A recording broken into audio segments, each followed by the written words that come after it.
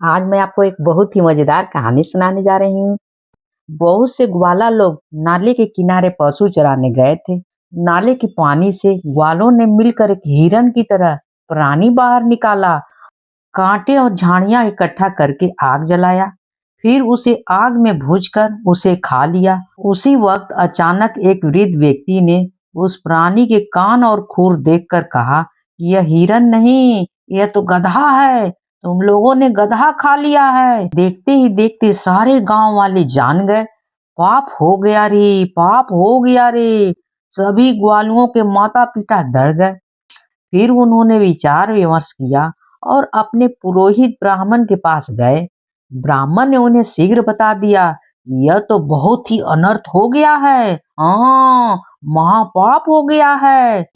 इस पाप से मोक्ष प्राप्त करने के लिए दान पुण्य करने होंगे तथा धन संपत्ति के दान से ही होगा यह काम। नहीं तो बहुत ही पाप पड़ेगा। नहीं तो देव और देवियां नाराज हो जाएंगी। देव देवियों को रोज से गांव में सब पर संकट आ सकता है। हाँ, सभी ग्रामवासी डर गए। अब सैकड़ों हजारों रुपए खर्च करने के लिए कहाँ से आएगा, समझ में नहीं आ रहा है। उसी समय उस गांव के एक सियाने व्यक्ति ने कहा, पंडित जी महाराज, आपका बेटा भी मांस खाने वाला उन्हीं लोगों में शामिल था उस समय। पंडित जी, आपके बेटे ने भी गधा खाया है। अब क्या होगा, बताइए तो थोड़ा जल्दी जल्दी। हाँ, अच्छा, तब तो भाई अब ज्योतिषी की किताब देखनी पड़ेगी, तभी काम यह होगा।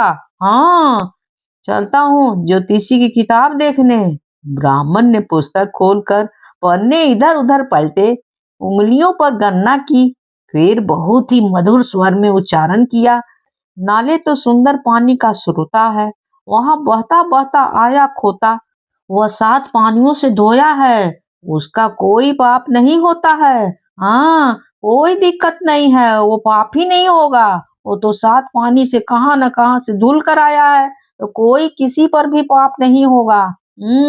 गधा तो 7 पानी में धोया गया है, वह पवित्र था। गांव वाले अब पाप मुक्त थे। अब उन्हें कोई दान पुण्य नहीं करना था, क्योंकि ब्राह्मण का बेटा जो मांस खाया था।